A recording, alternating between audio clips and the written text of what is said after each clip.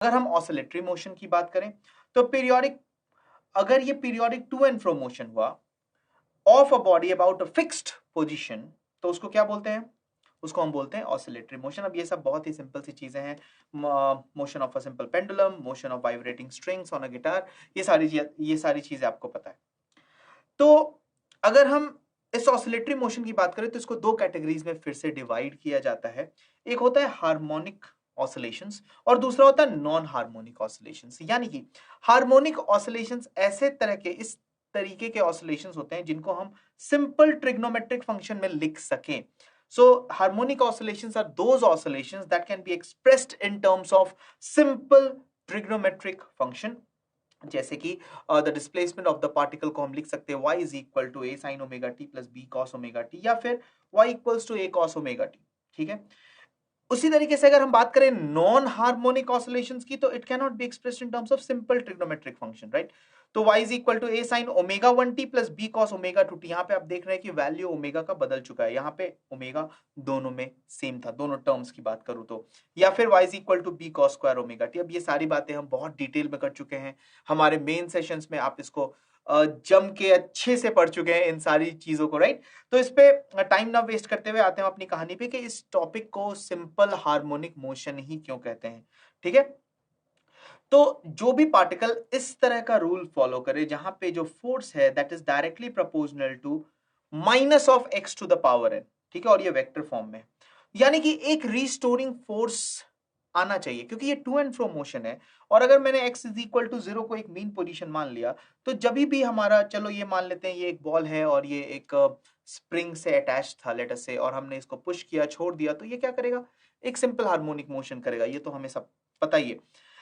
तो इस केस में क्या होना चाहिए कि जो फोर्स है वो रिस्टोरिंग नेचर का होना चाहिए, यानी कि वो हमेशा उस बॉल को जो कि स्प्रिंग से अटैच था उसको हमेशा मीन पोजीशन की तरफ लेके आने की कोशिश करेगा, राइट। तो ऐसे सिचुएशन में हमारा जो इक्वेशन आता है f is directly proportional to, या फिर f vector is directly proportional to minus of x vector to the power n। तो अगर x की वैल्यू जो भी हो, पॉजिटिव नेगेटिव जो भी हो, हम n की वैल्यू की बात करेंगे। अगर n की वैल्यू को हम इवन रखते हैं तो ऐसा देखा गया है कि रीस्टोरिंग फोर्स वापस लाने की टेंडेंसी नहीं रखता है। यानी कि ये सारे वैल्यूज ऐसे मोशन को रिप्रेजेंट ही नहीं कर सकते हैं जो कि सिंपल हार्मोनिक मोशन हो या फिर हार्मोनिक मोशन हो, राइट। तो ये सारे मोशन ऑसिलेटरी होते ही नहीं है जब आप n की वैल्यू यहाँ पे इवन रख दो, यानी कि 0 2 4 6 8 10 12 ऐसे वैल्यूज।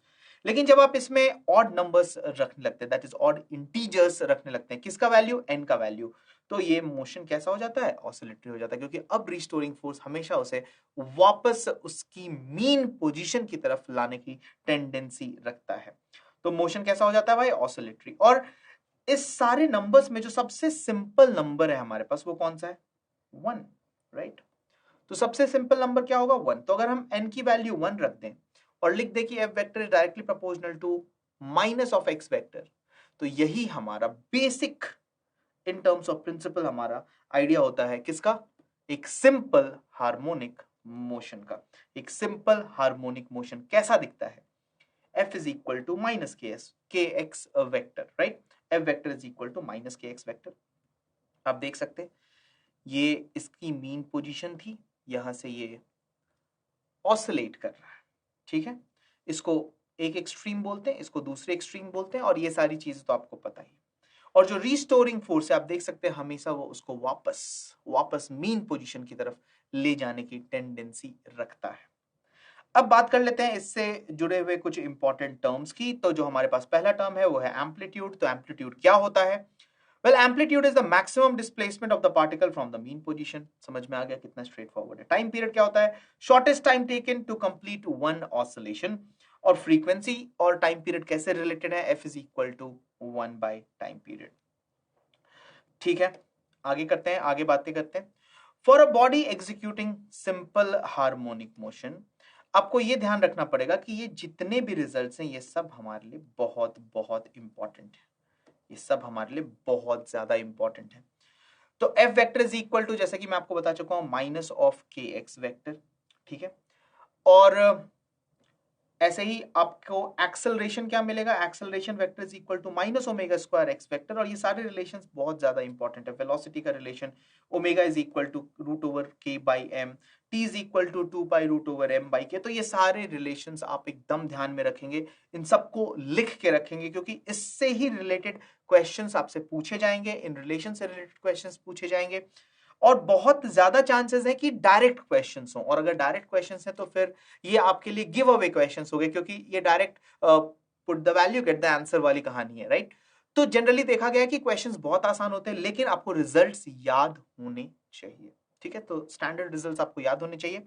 आई होप कि आपको सफिशिएंट टाइम मिल चुका होगा इतने सारे जो भी रिजल्ट्स है उन सबको नोट डाउन करने के लिए अपने फॉर्मूले शीट में। तो चलिए आगे की कहानी करते हैं। आगे की बात यह है कि ग्राफ कैसा दिखेगा सर। तो अगर फोर्स वर्सेस एक्स की ग्राफ दिखाना चाहें तो obviously y is equal to minus m x, ऐसा ही दिख रहा है, राइट। ठीक है, तो ऐसा ग्राफ दिखेगा। एक्सेलरेशन वर्सेस एक्स की तो देख लो, इसका स्लोप किसके बराबर हो जाएगा, माइनस ओमेगा स्क्वायर के बराबर हो जाएगा। और अगर आप v वर्सेस एक्स की बात करें, v वर्सेस एक्स की बात करें तो ये एक एलिप्स होगा, ठीक है। अब ऑफ कोर्स आप इसको प्रूफ कर सकते हैं, आप देख सकते हैं कि x square by square plus y square by b square is equal to 1 equation of a ellipse, ठीक है। तो जो सिंपल हार्मोनिक मोशन होता है उसमें जो पैरामीटर्स होते हैं, यानी कि डिस्प्लेसमेंट, एक्सेलरेशन, स्पीड, उसकी क्या कहानी है वो देखते हैं। तो जब आप मीन पोजीशन पे होते हो तो यहां पे जो फोर्स का वैल्यू होता है वो हो जाता है 0।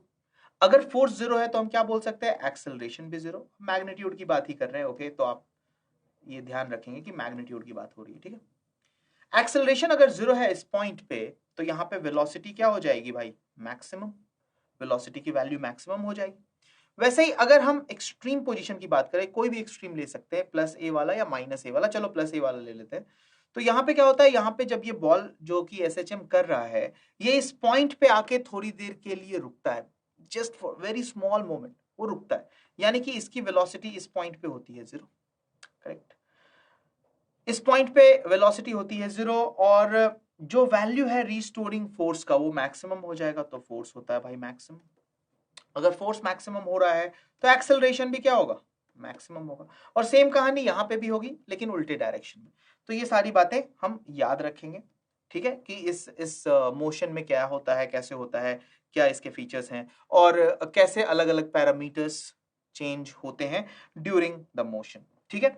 तो ये सारी बातों से आपको बेसिक सिंपल हार्मोनिक मोशन को तो आपने रिकॉल कर ही लिया होगा।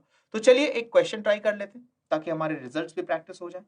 तो पहला क्वेश्चन जो है वो हमारा वो है, a pendulum is moving like a simple harmonic oscillator. The acceleration of the Bob of the pendulum is 20 meters per second square at a distance of 5 meter from the mean position. The time period of the oscillation is, चलिए 30 second है आपके पास, आराम से solve कीजिए इसे।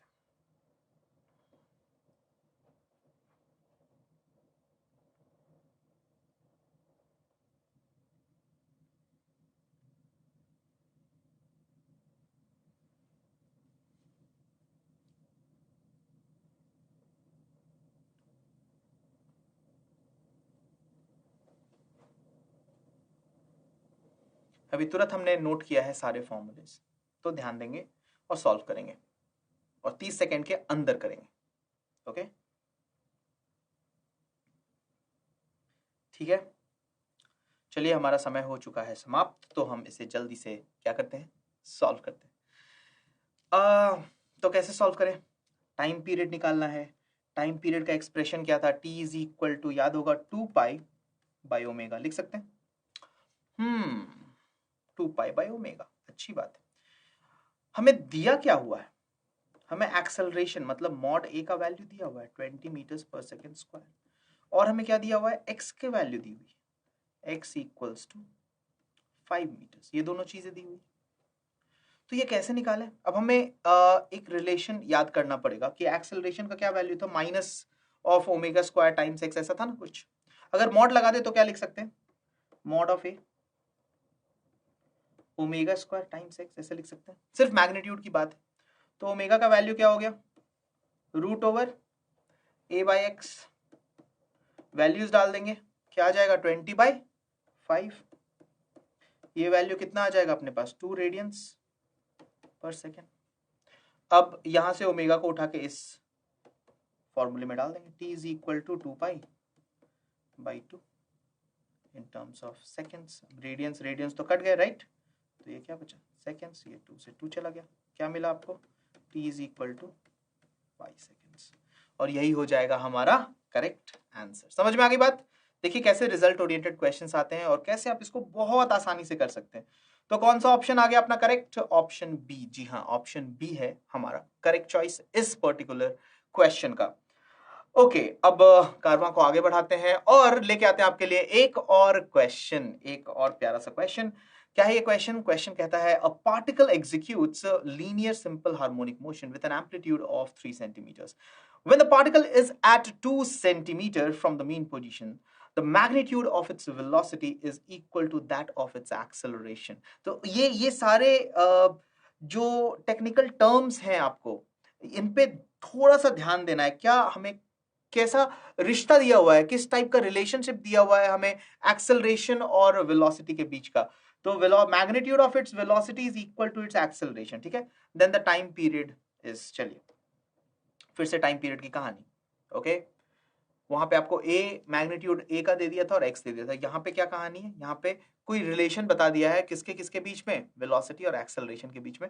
और फिर से कहानी टाइम पीरियड की ही चल रही है।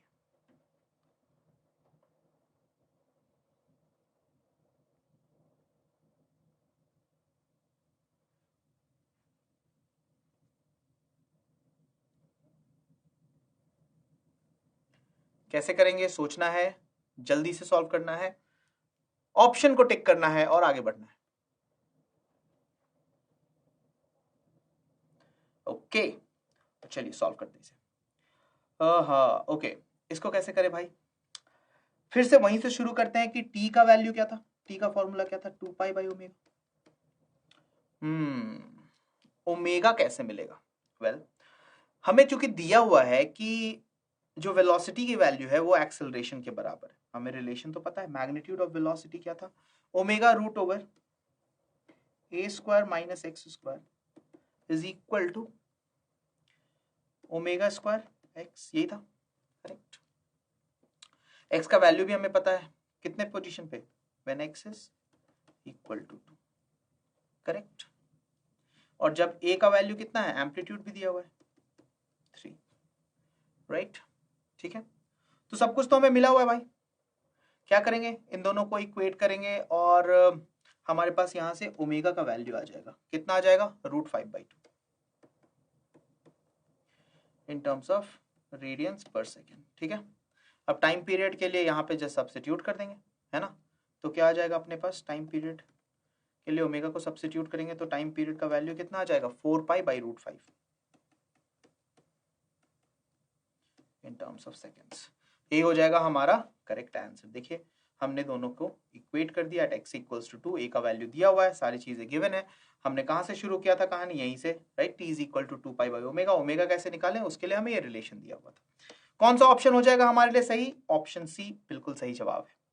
अगला क्वेश्चन है a particle is executing a simple harmonic motion, its maximum acceleration is alpha and the maximum velocity is beta, then its time period will be, think and do it। चलिए बहुत सारे questions हैं तो आपका ज्यादा काम है, मेरा थोड़ा कम है, राइट। चलिए सॉल्व कीजिए जल्दी से।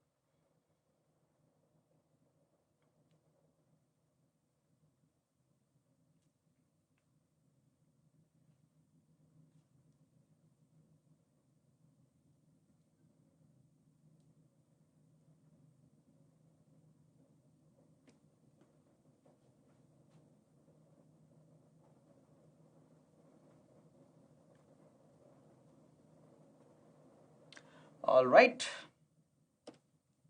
इस क्वेश्चन के लिए समय हो चुका है समाप्त। क्या लिखेंगे, मैक्सिमम एक्सेलरेशन क्या होगा, मैक्सिमम एक्सेलरेशन यानी कि ए मैक्स कितना होगा बताइए, ओमेगा स्क्वायर टाइम से यही होगा, इसका वैल्यू क्या दिया हुआ है, अल्फा। और मैक्सिमम वेलोसिटी कितनी होगी, वी मैक्स कितना होगा, ओमेगा टाइम्स ए, और इसका वैल्यू क्या दिया हुआ है, बीटा। चलिए हो गया ना खत्म, ये 1 ये 2। ओमेगा का वैल्यू कितना आ गया, क्योंकि कहानी तो वही है ना, हमको क्या चाहिए, t इज इक्वल टू 2π/ओमेगा। अब ओमेगा कैसे ले, ओमेगा के लिए कुछ आपको इस क्वेश्चन में कोई ना कोई हिंट दिया होगा, चाहे वो वेलोसिटी एक्सेलरेशन के टर्म्स में दे दे, चाहे वेलोसिटी a का वैल्यू दे दे, एक्सेलरेशन के बारे में कुछ बात कर दे, जो भी हो, ऐसे आपको ये घुमाएंगे इस फॉर्मूले के इर्द गिर्द, ठीक है। तो आपको ये पता करना है कि भाई t इज इक्वल टू 2π/ओमेगा, ओमेगा कैसे निकाले, ठीक है। तो पूरी कहानी इसी पे आ जाती है कि ओमेगा कैसे निकाले। अब ओमेगा कैसे निकाले, वो हिंट कहां होगा, क्वेश्चन में ही होगा, ठीक है। तो यहां से ओमेगा क्या आ जाएगा, अल्फा बाई बीटा, ठीक है। तो क्या हो जाएगा फॉर्मूला या वैल्यू t का 2π बीटा बाई अल्फा, खत्म, ठीक है। आ गया ये,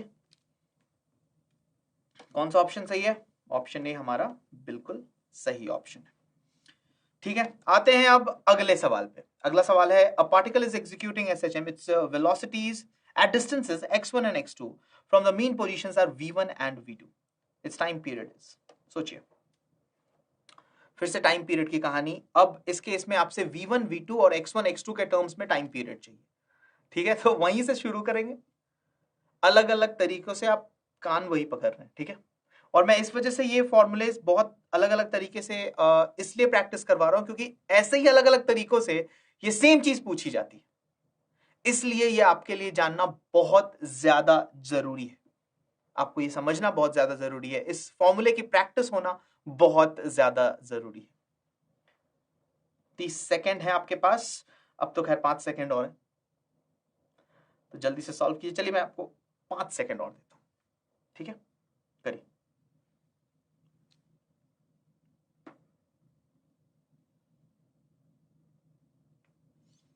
हो गया, चलें आगे, करें सॉल्व। ओके, v का एक्सप्रेशन देख लेंगे। अगर हम स्क्वायर कर दें तो क्या मिलेगा, क्योंकि वो अंडर रूट सब था ना, तो हम समझदारी से काम लेते हैं और ऐसे नहीं करेंगे कि हर बार बेसिक फॉर्मूला लिखेंगे, हर बार वही चीज रट्टा मारू वाला काम करेंगे, ऐसा बिल्कुल नहीं करेंगे। हम क्या करेंगे, हम स्मार्ट बनेंगे और हम डायरेक्ट उस फॉर्म में फॉर्मूले को एक्सप्रेस करेंगे जिस फॉर्म में हमें चाहिए। यानी कि हम ऐसे लिख सकते हैं सीधा, v1 square is equal to omega square a square minus x1 square. इसी तरह से v2 स्क्वायर क्या हो जाएगा, omega square a square minus x2 square, correct. अब इसको मान लीजिए इक्वेशन 1, इसको मान लीजिए इक्वेशन 2, क्योंकि कहानी तो वही होनी है, t इज इक्वल टू 2π/ओमेगा। ओमेगा कैसे आया भाई, कैसे आया, अगर हम इन दोनों को सब्ट्रैक्ट करते हैं, that is v1 square minus v2 square, तो आपको क्या मिल जाएगा, आपको मिल जाएगा यहां से omega square which will be common x2 square minus x1 square. यहां से ओमेगा का वैल्यू आपको मिल जाएगा क्या, root over v1 square minus v2 square divided by x2 square minus x1 square, यही मिलेगा, है ना। अब ओमेगा मिल गया, यहां पे डाल दीजिए। अब ये भी सब्स्टिट्यूशन मुझे करने की जरूरत है क्या, नहीं है ना, ठीक है, बन जाएगा सबसे। तो आपको ये मिल जाएगा फाइनल एक्सप्रेशन, और कौन सा ऑप्शन मैच कर जाएगा, ऑप्शन बी। अब देखिए, एक क्वेश्चन जो कि ऊपर ऊपर से देखने में थोड़ा मुश्किल लग रहा था, जब इसके ऑप्शंस भी देखते हैं तो थोड़े डरावने से लग रहे हैं, लेकिन अगर आप सोचेंगे कि ये क्वेश्चन में था क्या, तो इसमें कुछ भी नहीं था। इसमें सिर्फ आपको दो चीजें आनी चाहिए थी। पहली बात कि आपको यह पता होना चाहिए था t इज इक्वल टू 2π/ओमेगा होता है, और दूसरी बात आपको यह पता होनी चाहिए थी कि v का एक्सप्रेशन क्या होता है इन टर्म्स ऑफ ओमेगा, ठीक है। बस यही गेम है, इस पूरे चैप्टर का यही गेम है, ओके। अगर आप इस खेल को समझ रहे हैं तो आप इसे बहुत अच्छे से खेल पाएंगे। यानी कि आप टफ से टफ क्वेश्चन, जो लगता है कि टफ है, ऐसा कुछ होता नहीं है टफ, लेकिन जो भी बहुत ज्यादा कॉन्सेप्चुअली इंक्लाइन क्वेश्चन भी अगर बनता है, तो भी आप ऐसे सवालों को आराम से सॉल्व कर पाएंगे, ठीक है। यानी कि बेसिक कॉन्सेप्ट्स आपके क्लियर होने बहुत ज्यादा जरूरी है। चलिए आगे देखते हैं। आगे कहानी है कि अलग अलग पॉइंट्स से ये सिंपल हार्मोनिक मोशन स्टार्ट हो सकता है, करेक्ट। ऐसा भी हो सकता है कि किसी ने एक्सट्रीम पॉइंट पे देखना शुरू किया, ऐसा भी हो सकता है किसी ने मीन पोजीशन से देखना शुरू किया, ऐसा भी हो सकता है किसी ने किसी भी रैंडम पॉइंट से देखना शुरू किया।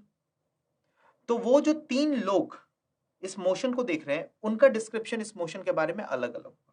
तो पहला केस देखते हैं, जिस बंदे ने पहली बार जब देखा पार्टिकल, तो वो कहां था, x इक्वल टू 0 पे, यानी कि मीन पोजीशन से वो एसएचएम कर रहा है, ठीक है, तो particle starts from mean position.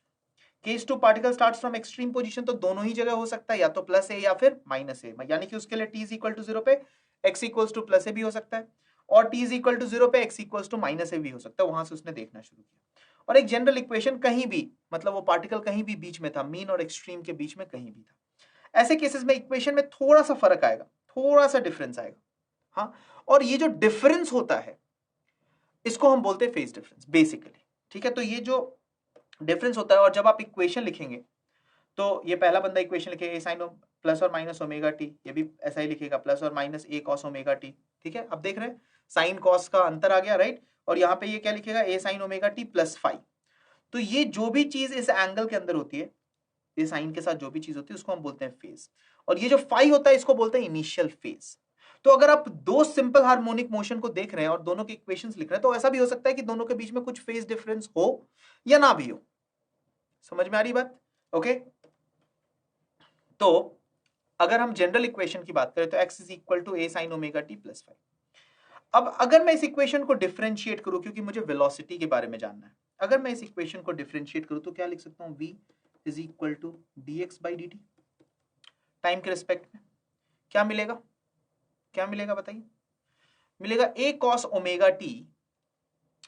इसको अगर डिफरेंशिएट करें हम तो हमें क्या मिलेगा, a ओमेगा, लिख दूं, डायरेक्ट ही लिख दें, आप कर लेंगे ना डिफरेंशिएशन, इतना बेसिक डिफरेंशिएशन तो आता होगा। तो a omega cos omega t plus five, ये मिल जाएगा वेलोसिटी का एक्सप्रेशन। अब इसको एक बार और डिफरेंशिएट कर देते हैं, एक बार और अगर हम डिफरेंशिएट कर दें तो यानी कि हम लिख सकते हैं फिर acceleration which is dv by d x. तो ये आपको क्या मिलेगा, ये आपको मिलेगा minus a omega square sine omega t plus five. इसको मैं थोड़ा सा और रीअरेंज कर दूं तो क्या मैं ऐसे लिख सकता हूं, minus omega square a sine omega t plus five. और अगर आप ध्यान से देखेंगे तो ये कुछ भी नहीं है, एक्स ही तो है, तो यानी कि acceleration is equal to minus omega square times x. यही तो था इक्वेशन ना जो हमने देखा था वहां से भी। अब देखिए इसको थोड़ा सा और अच्छे फॉर्म में लिखते हैं, ए को क्या लिख सकते हैं हम, d square x by d t square, differential equation या फिर most general equation of SHM, plus omega square x is equal to zero. जो भी पार्टिकल मोशन कर रहा है और अगर वो ये इक्वेशन को सेटिस्फाई करता है तो यानी कि वो एक सिंपल हार्मोनिक मोशन है। ये चीज को याद रख लेंगे, ठीक है। जो भी पार्टिकल कोई मोशन कर रहा है और अगर इस इक्वेशन को सेटिस्फाई करता है तो यानी कि वो एक सिंपल हार्मोनिक मोशन है। तो आप चेक भी कर सकते हैं, ठीक है। कोई एक्सप्रेशन दे दिया एक्स का, तो आपसे पूछा क्या ये एसएचएम है या नहीं है, कैसे बताएंगे, ये इक्वेशन को चेक कर लेंगे, ठीक है। ओके, याद रह जाएगा, पहले डिफरेंशिएट किया वेलोसिटी आ गई, फिर डिफरेंशिएट किया एक्सेलरेशन आ गया, और फिर ये हमने जनरल इक्वेशन बना दिया। अब अगर आप अलग अलग से इनके ग्राफ्स बनाओ तो ये तो साइन कर्व बनेगा, ये कॉस कर्व बनेगा, राइट। तो अभी देख लेते हैं इनके सारे ग्राफ्स, एक्सेलरेशन का सब कुछ का देख लेते हैं। ऐसा होगा आपका डिस्प्लेसमेंट का ग्राफ साइन, ये ए ओमेगा कॉस ओमेगा टी, तो बेसिकली कॉस वाला ग्राफ आएगा। ये minus omega square sine omega T, तो चूंकि ये माइनस साइन है तो ग्राफ इन्वर्ट हो जाएगा, लेकिन होगा ये साइन टाइप का ही ग्राफ। और force obviously force is equal to mass times of acceleration, तो जैसा एक्सेलरेशन उसी का ऑलमोस्ट रिप्लिकेट करेगा दूसरा ग्राफ, लेकिन चूंकि मास से मल्टीप्लाइड है तो वैल्यू थोड़ी ज्यादा हो जाएगी। समझ में आ गई बात? ओके, मास तो हमेशा पॉजिटिव ही रहना है, तो ग्राफ के बेसिकली नेचर पे कोई भी फर्क नहीं पड़ने वाला है। अब ये सारे ग्राफ्स भी बहुत इंपॉर्टेंट है। ओके, अब बात करते हैं फेज डिफरेंस की। अब किसकी बात हो रही है, फेज डिफरेंस की। तो फेज डिफरेंस मतलब क्या हुआ, मान लेते हैं कि दो पार्टिकल है और दोनों एसएचएम कर रहे हैं और दोनों का आपने इक्वेशन लिखा, पहले का इक्वेशन लिखा φ1 is equal to a sine omega t plus φ1, φ1 उसका इनिशियल फेज है। x2 यानी कि दूसरे पार्टिकल के लिए लिखा ए साइन ओमेगा टी प्लस φ2, ठीक है। तो इन दोनों के बीच का जो फेज डिफरेंस होगा, फेज तो यही था, तो इन दोनों के बीच का डिफरेंस तो omega t plus φ2 minus omega t plus φ1, तो क्या आ गया φ2 माइनस φ1। यही होता है क्या, फेज डिफरेंस, ठीक है। ग्राफिकली आप ऐसे भी रिप्रेजेंट कर सकते हैं। चलिए अब एक सवाल देखते हैं, जल्दी से क्वेश्चन देखते हैं। क्वेश्चन क्या है, if a simple harmonic oscillator has got a displacement of 0.02 meters and acceleration equal to 2 meters per second square at any time, the angular frequency of the oscillator is equal to, think फटाफट 30 second, जल्दी से कर दीजिए इस सवाल को।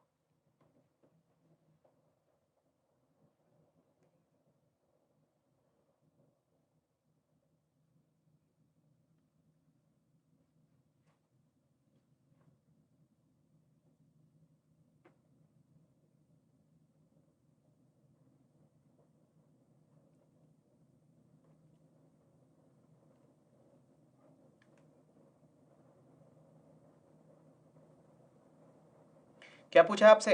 Angular frequency. सोचिए, angular frequency यानी कि कौन सी चीज की बात हो रही है भाई? एंगुलर फ्रीक्वेंसी यानी कि ओमेगा की बात हो रही है, राइट? ओमेगा की बात हो रही है। तो आपको पता है कि हम लिख सकते हैं acceleration is equal to minus omega square times x, correct? यानी कि हम डिस्प्लेसमेंट और एक्सेलरेशन को ऐसे रिलेट करते हैं। तो ओमेगा क्या हो जाएगा अगर हम सिर्फ मैग्नीट्यूड की बात को लेके चले? तो ओमेगा स्क्वायर को क्या लिख सकते हैं बताइए? ए बाई एक्स लिख सकते हैं ना, है ना? दोनों वैल्यूज दिए हुए हैं, अब सब्स्टिट्यूट कीजिए और वैल्यू निकाल लीजिए। ठीक है ना? कितना इजी है, देखिए कितना हो गया, 10 रेडियंस पर सेकंड। अब इसके और आगे जाके अगर टाइम पीरियड भी पूछ लेता तो भी निकाल देते, हम टाइम पीरियड निकालते ही तो आ रहे। ओके, कौन सा ऑप्शन हो जाएगा करेक्ट? ऑप्शन ए हो जाएगा करेक्ट। अब आगे की बात, फोर्स की बात कर ली, एक्सेलरेशन की बात कर ली, वेलोसिटी की बात कर ली, डिस्प्लेसमेंट की बात कर ली, ये सारी बातें कर ली। अब कहानी आगे बढ़ती है, कहां पहुंचती है भाई? एनर्जी पे पहुंचेगी, राइट? एनर्जी पे पहुंचेगी। तो अब बात करते हैं energy in simple harmonic motion. तो जैसे कि आपको पता है कि टोटल मैकेनिकल एनर्जी जो होगी वो क्या होगी? इन terms of potential energy and kinetic energy, correct? Potential energy और काइनेटिक एनर्जी, इनका सम टोटल ही होगा टोटल एनर्जी, है ना? है ना? और वो थ्रू आउट द मोशन तो कांस्टेंट रहना ही चाहिए, ये बातें हमको पता है। अब देखिए, अब आप सोचिए कि जब यहां पे इस पॉइंट पे, इस पॉइंट पे और इस पॉइंट पे, ये तीनों पॉइंट की बात कर लेते हैं, मतलब कि पी, ओ और क्यू। और चलिए मान लेते हैं हमारा मेन पोजीशन है, ये एक्सट्रीम पोजीशन है, at t is equal to 0 हमने यहां से देखना शुरू किया। अभी फेज वेज में दिमाग नहीं खराब करेंगे या फिर उसमें अभी दिमाग नहीं लगाएंगे, हमने एकदम सिंपल सा एक मोशन ले लिया, एक सिंपल सा हार्मोनिक मोशन ले लिया और हमने कहा कि चलो भाई at t is equal to 0 मैंने जब देखा तो ये पार्टिकल कहां था? मेन पोजीशन पे ही था। ठीक है, ओके?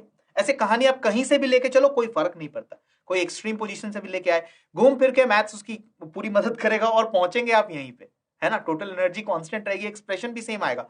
आप चाहो तो ट्राई कर सकते हो, उसमें कोई परेशानी वाली बात नहीं। अब आप सोचो, जब हम ने बात की थी वेलोसिटी की, तो आपको पता है कि काइनेटिक एनर्जी तो वेलोसिटी पे डिपेंड करता है ना? करता है। तो अगर थोड़ी सी बात मैं काइनेटिक एनर्जी की कर दूं, थोड़ी सी बात पोटेंशियल एनर्जी की कर दूं, क्योंकि एक बात तो हमें पता है कि जो टोटल एनर्जी होनी है वो तो कांस्टेंट होनी, total mechanical energy has to be conserve, that is sum of potential energy and kinetic energy has to be constant.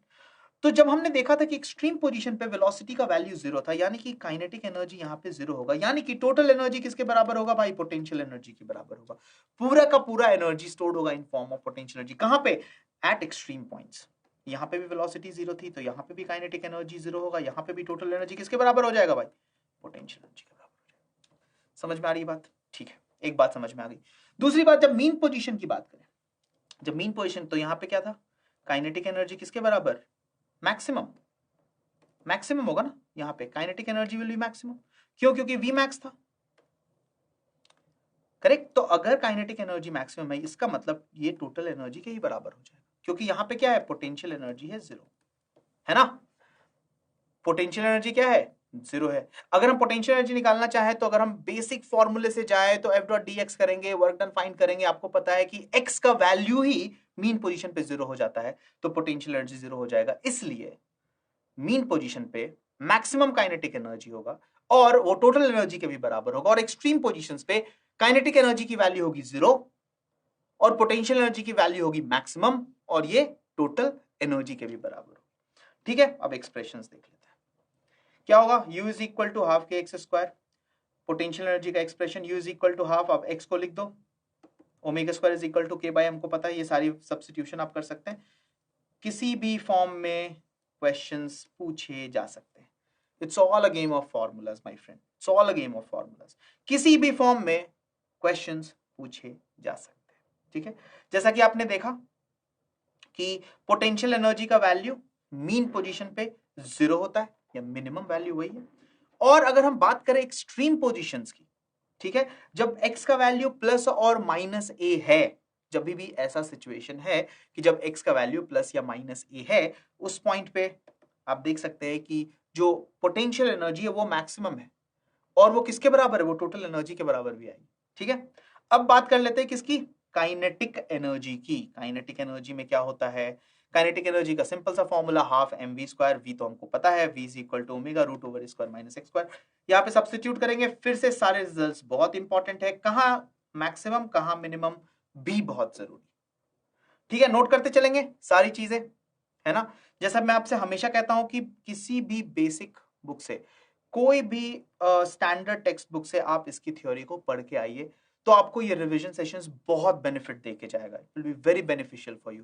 लेकिन अगर आप जस्ट ब्लाइंडली आ रहे हैं और बिल्कुल रिवाइज बिना किए आ रहे हैं, तो आपके लिए थोड़ी मुश्किल होने वाली है। इसका सिंपल सा ये रीजन है क्योंकि आपको थोड़ा वक्त लग जाएगा रिकॉल करने में उन चीजों को, और चूंकि रिवीजन है तो हम जल्दी जल्दी जा रहे हैं, तो इतना वक्त नहीं है कि मैं आपको एक एक चीज अंदर घुस घुस के और एक एक डिटेल में समझा पाऊं या कोई डेरिवेशन कर पाऊं। यहां तो उसकी कोई पॉसिबिलिटी ही नहीं है। इसलिए मैं हमेशा आपसे सेशन से पहले, सेशन के बीच में, सेशन के आखिरी में हमेशा इस बात को रिमाइंड करता हूं कि आपको पता है कि अगला टॉपिक कौन सा आने वाला है। अब आप 11th स्टैंडर्ड में तो हो नहीं, आपने पूरा पूरा सिलेबस पढ़ा है और हमने ये सब कुछ साथ में किया है, तो आपको पता है कि अब क्या आने वाला है। उस टॉपिक को अच्छे से रिहर्स करके, अच्छे से पढ़ के, एटलीस्ट कुछ क्वेश्चंस लगा के आएंगे, तो ये सारे रिवीजन सेशंस आपके लिए बहुत बहुत फायदेमंद होने वाले हैं और आपकी रैंक को भी बहुत अच्छे से बूस्ट करेंगे।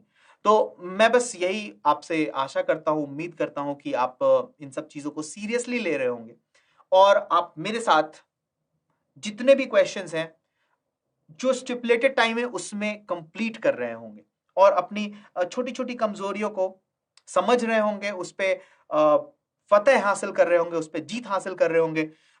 उनको समझने के बाद उस पर और इम्प्रोवाइज करके उसको अपने स्ट्रेंथ में कन्वर्ट कर रहे होंगे।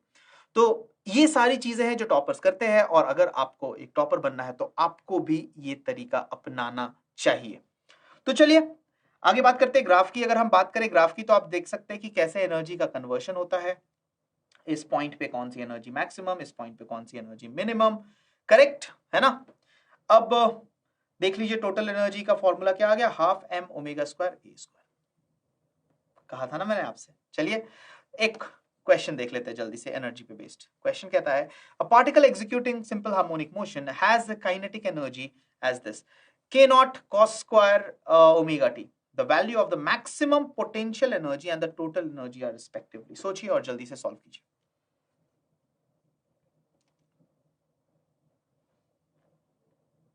सारी एनर्जी का खेल हम खेल चुके हैं, एनर्जी के सारे फॉर्मूलेज हमारे पास हैं, काइनेटिक एनर्जी हो, पोटेंशियल एनर्जी हो, कब कौन मैक्सिमम कब कौन मिनिमम, सारी बातें कर चुके हैं।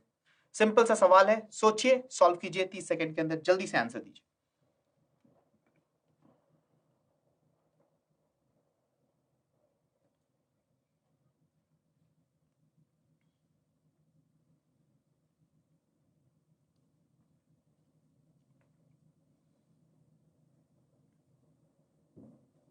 ऑलराइट, कैसे सॉल्व करेंगे, कैसे सॉल्व करेंगे, कैसे सॉल्व। देखिए मैक्सिमम काइनेटिक एनर्जी का वैल्यू क्या हो जाएगा, जब ये वैल्यू क्या हो जाए 1 के बराबर, वही तो मैक्सिमम वैल्यू होता है ना। तो जब ये 1 के बराबर हो जाएगा तो के ई मैक्स हम लिख सकते हैं इज इक्वल टू के नॉट। के E max is equal to के नॉट, और ये वैल्यू होगा कहाँ, यहाँ पे होगा, यहाँ पे इसकी एनर्जी होगी के ई मैक्स के बराबर। और यही वैल्यू किसके बराबर होती थी भाई, टोटल एनर्जी के बराबर। और यही तो कन्वर्ट होना है किसमें, पोटेंशियल एनर्जी में। तो पोटेंशियल एनर्जी का भी वैल्यू जो कि यहां पे होगा, यानी कि maximum potential energy, right, maximum potential energy जब पूरी की पूरी काइनेटिक एनर्जी किसमें कन्वर्ट हो जाए, पोटेंशियल में, तो इसका जो वैल्यू होगा वो भी तो के नॉट के ही बराबर होगा ना भाई।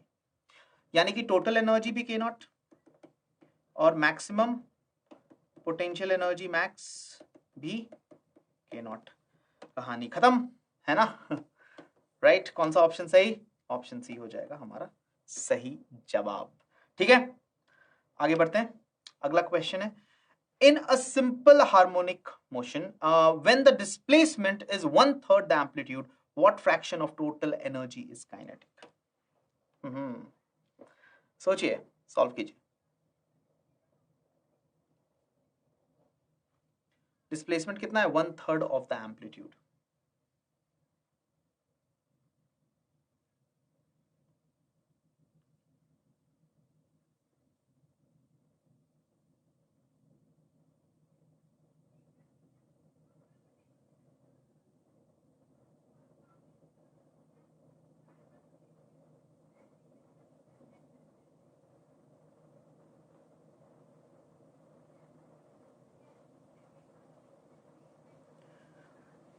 ऑल राइट, सॉल्व किया जाए जल्दी से। तो हमें पता है टोटल एनर्जी का एक्सप्रेशन क्या होता है, हाफ m ओमेगा स्क्वायर ए स्क्वायर, यही होता है ना, अभी निकाला था। काइनेटिक एनर्जी क्या होता है, हाफ mv स्क्वायर, तो काइनेटिक एनर्जी हो जाएगा हाफ m, और v का फॉर्मूला लिख देंगे, v स्क्वायर का लिख देंगे बेसिकली ओमेगा स्क्वायर ए स्क्वायर माइनस एक्स स्क्वायर।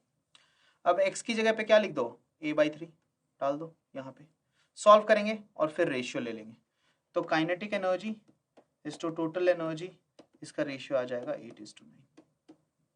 ठीक है, दो इक्वेशन सिंपल से पुट कर देंगे, क्या आएगा 8:9, और कौन सा ऑप्शन सही हो जाएगा, 8/9, that is option B.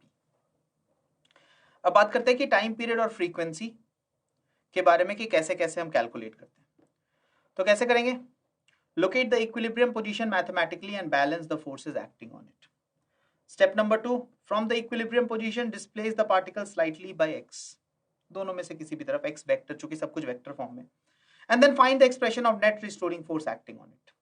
Step number 3 क्या है भाई, express the net restoring force in this form, ठीक है, और उसके बाद calculate the time period using this formula. अगर हम बात करें एक आइडियल सिंपल पेंडुलम की, तो उसमें क्या होता है, हैवी पॉइंट मास होता है, यानी कि हम सारा का सारा मास मानते हैं बॉब में ही कंसंट्रेटेड है, और वेटलेस होता है, इसका स्ट्रिंग इनएक्सटेंसिबल होता है, इफेक्टिव लेंथ L होता है, यानी कि जो हिंज से लेके और इसके इस बॉब के सेंटर ऑफ मास तक होता है।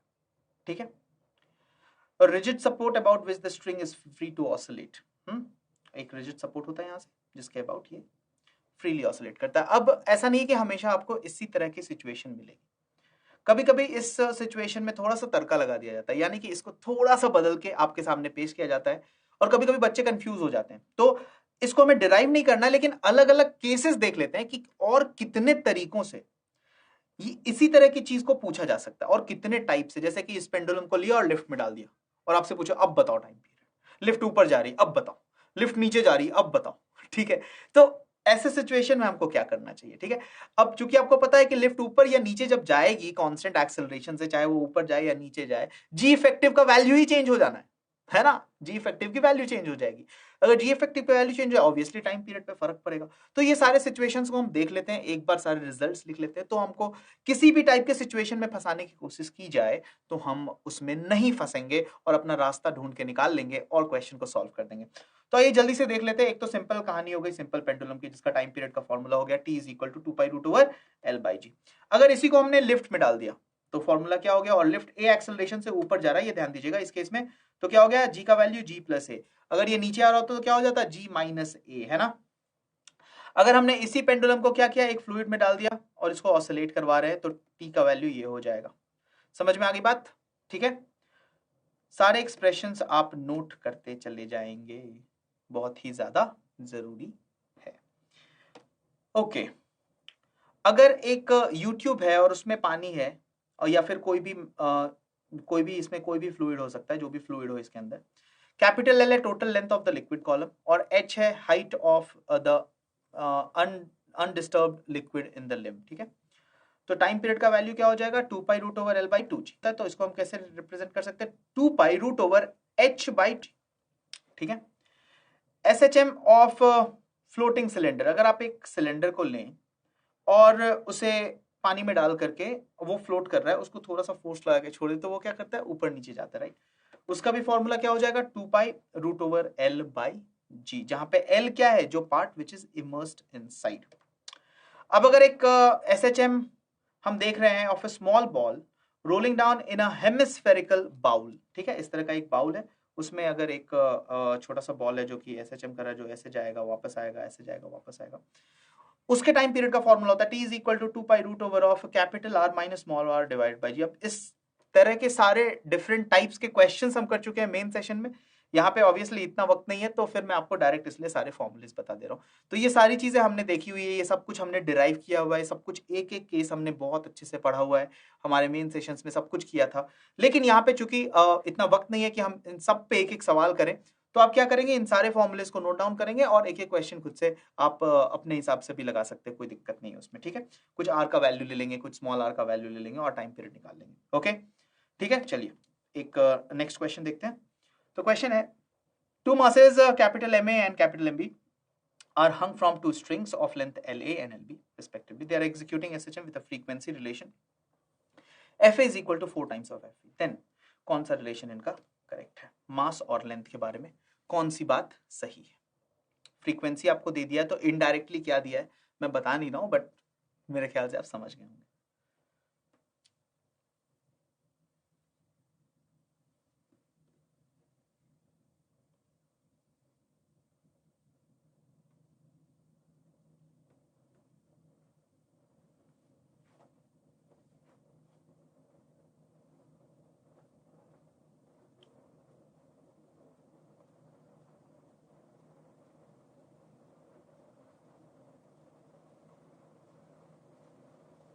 हो गया?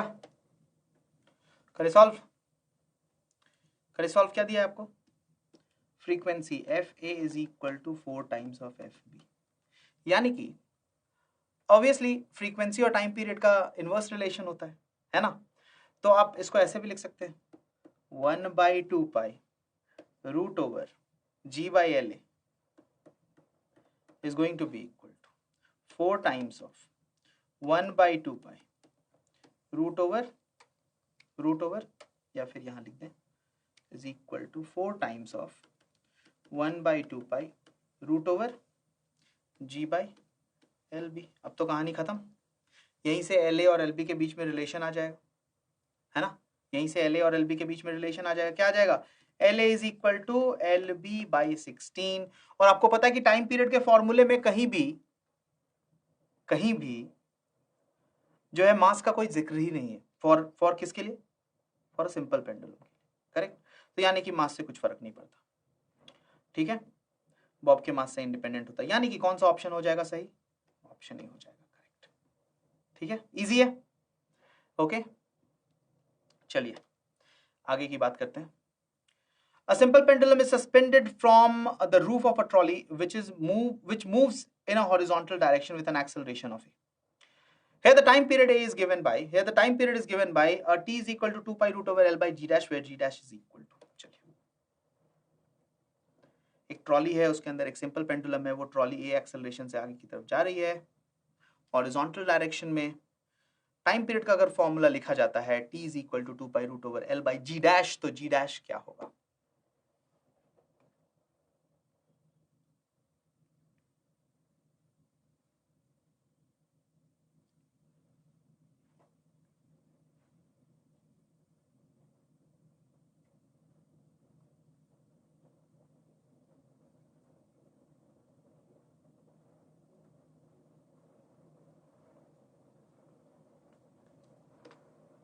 देखिए क्या हो रहा होगा. एक ट्रॉली है और ये ट्रॉली आगे की तरफ जा रही है. ये एक्सेलरेशन से मान लीजिए तो पेंडुलम इस तरफ खिसकेगा. हम क्या लिख सकते हैं बाय द वे? अगर मैं फोर्स बैलेंस करने की कोशिश करूं तो मैं क्या लिख सकता हूं? mg effective is equal to क्या लिख सकते हैं? mg plus ma. Correct. Magnitude क्या हो जाएगा g इफेक्टिव का? g vector plus a vector. इसका मैग्नीट्यूड का वैल्यू क्या हो जाएगा? G square plus a square. है ना? तो यहीं से समझ में आ गया कि जी इफेक्टिव, क्योंकि हमें जब लिखेंगे t is equal to 2 pi root over l by g dash, यहाँ पे जी डैश क्या है? जी इफेक्टिव ही तो है. तो जी डैश का सीधा वैल्यू आ गया क्या? Root over ji square plus a square. ठीक है, ओके, बन गया. कौन सा ऑप्शन आ जाएगा करेक्ट? ऑप्शन डी आ जाएगा हमारा बिल्कुल करेक्ट चॉइस. अब जो हम बात कर लें थोड़े स्प्रिंग ब्लॉक सिस्टम की. अब तक पेंडुलम की बातें हो चुकी, अब स्प्रिंग ब्लॉक सिस्टम की बात कर लेते हैं. एफ नेट क्या हो जाएगा? Minus k x. T is equal to क्या हो जाएगा? 2 पाई बाई ओमेगा. और ओमेगा का वैल्यू यहाँ पे क्या होता है भाई? बदल जाता है. ऐसे ऐसे नहीं लिख देंगे. इस केस में टाइम पीरियड मास पे डिपेंड करता है. किस केस में? जब आप स्प्रिंग ब्लॉक सिस्टम की बात करते हैं तो. ठीक है, तो एक ही फॉर्मूला सबके लिए मत अप्लाई कर दीजिएगा. अलग अलग तरह के एसएचएम है जो हमको पढ़ने. स्प्रिंग ब्लॉक सिस्टम के लिए ये फॉर्मूला याद रखेंगे, ये सारे रिजल्ट्स याद रखेंगे.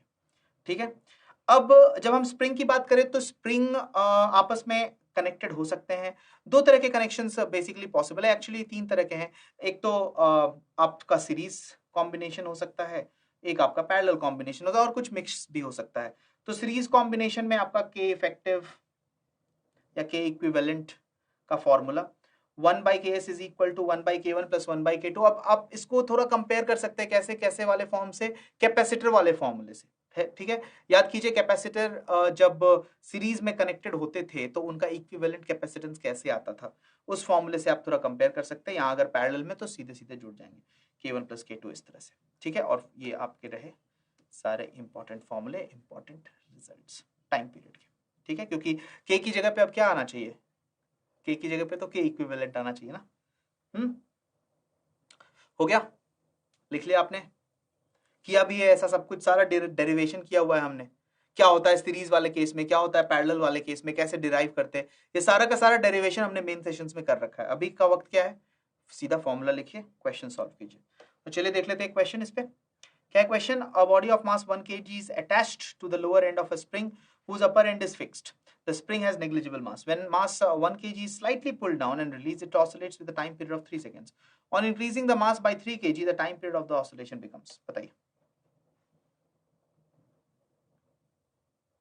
अब ये मत बोल दीजिएगा कि सर ये तो मास पे डिपेंड ही नहीं कर रहा था, T is equal to 2π√L/g। अरे यार वो पेंडुलम वाली कहानी थी, ठीक है। अब हम block spring block mass system की बात कर रहे हैं, ओके।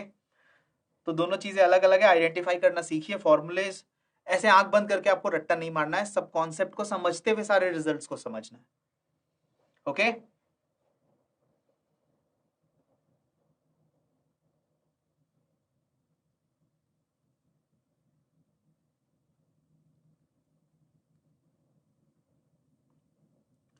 ऑलराइट, तो क्या हुआ इसमें, क्या हुआ इसमें, देखिए पहले कुछ मास था, अब थोड़ा एडिशनल मास आ गया है। हमें पता है T इज इक्वल टू क्या होता है, 2π√m/k, करेक्ट। यानी कि T is proportional to √m, यानी कि लिख सकते हैं T1/T2 is equal to √m1/m2, ठीक है। अब T1 और T2 M1 M2 इन सब के बारे में आपके पास इंफॉर्मेशन है, एक चीज निकालनी है, ठीक है। आई थिंक वो आप आराम से बहुत आसानी से निकाल सकते हैं, ठीक है। वैल्यूज दिए हुए मास के, और क्योंकि बाद में जो M2 हो जाएगा क्या हो जाएगा 1 + 3 that will be equal to 4, तो सॉल्व कर लेंगे इसको, ठीक है। T1 हमें दिया हुआ है तो T2 का वैल्यू क्या आ जाएगा 6। कौन सा ऑप्शन हो जाएगा करेक्ट, ऑप्शन ए हो जाएगा हमारा करेक्ट चॉइस। चलिए अगले सवाल की तरफ चलते हैं, था ना आसान, एकदम एकदम सिंपल स्ट्रेट फॉरवर्ड, कोई दिक्कत नहीं इसमें। ये क्वेश्चन कहता है spring a spring of force constant K is cut into lengths of ratio 1:3. They are connected in parallel. कैसा? Connected in parallel. The new force constant K dash when they are connected in series and the force constant K double dash is, then K dash is to K double dash is. पहली बार parallel में connect किया और बोला कि spring constant जो equivalent है वो आया K dash। दूसरी बार उनको कनेक्ट किया कैसे, सीरीज में, और बोला कि भाई जो इक्विवेलेंट स्प्रिंग कांस्टेंट आया K double dash, इन दोनों का रेशियो क्या होगा। देखिए एक क्वेश्चन से आपके सारे फॉर्मूलेज रिवाइज हो जाने वाले हैं, सीरीज और पैरेलल कॉम्बिनेशन के, अभी अभी हमने किया है, तो जल्दी से सॉल्व कीजिए इसे।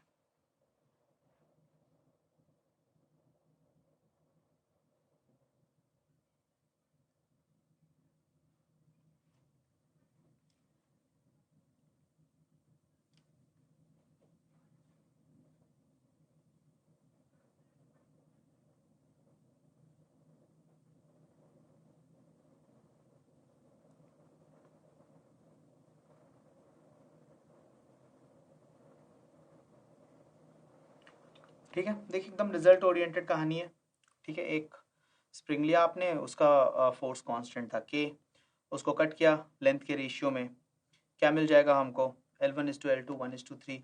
K हमको पता है इन्वर्सली प्रोपोर्शनल टू L होता है, तो L K कांस्टेंट होना चाहिए, तो L1K1 is equal to L2K2। यहाँ से K1 और K2 का वैल्यू मिल गया। अब कहानी सीरीज और पैरेलल की शुरू होती है, ठीक है। जो आपने इसको सीरीज में कनेक्ट किया होगा तो आपको के डैश का वैल्यू मिल गया, पैरेलल में सॉरी जब आपने सीरीज में किया होगा तो आपने K डबल डैश रखा है, और अगर आपने पैरेलल में किया है तो आपने K डैश रखा है। तो अब ये दोनों वैल्यूज को हम कैलकुलेट कर लेंगे बहुत ही आसानी से, क्योंकि K1 और K2 तो हमें पता है, राइट, और सीरीज पैरेलल का फॉर्मूला भी पता है। तो रेशियो क्या आ जाएगा 16:3, और कौन सा ऑप्शन सही हो जाएगा, ऑप्शन जो सही आएगा वो है ऑप्शन सी। अब आगे बात कर लेते हैं टाइप्स ऑफ ऑसिलेशंस की, यानी कि तीन बेसिकली टाइप्स ऑफ ऑसिलेशन होते हैं। कौन से, free, damped and forced oscillation. Free oscillation क्या होता है, The oscillation of a particle with fundamental frequency under the influence of free storing force is called as free oscillation. किसी भी चीज को आपने फ्रीली एक बार एक फंडामेंटल फ्रीक्वेंसी से जब वो ऑसिलेट करता है तो उसे फ्री ऑसिलेशन बोलते हैं, ठीक है। तो इस केस में amplitude, frequency and energy of the oscillation क्या रहता है, remains constant.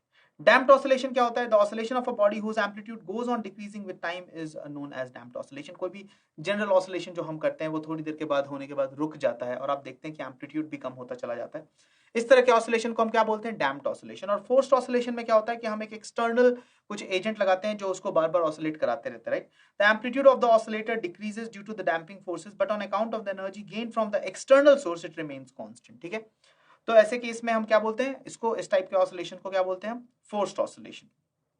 In forced oscillation frequency of the damped oscillator is equal to the frequency of the external force. तो धीरे धीरे क्या होता है, ये अपनी फ्रीक्वेंसी को चेंज करते करते क्या करता है, जो एक्सटर्नल फोर्स की फ्रीक्वेंसी होती है उसी फ्रीक्वेंसी पे अपने आप को एडजस्ट कर लेता है।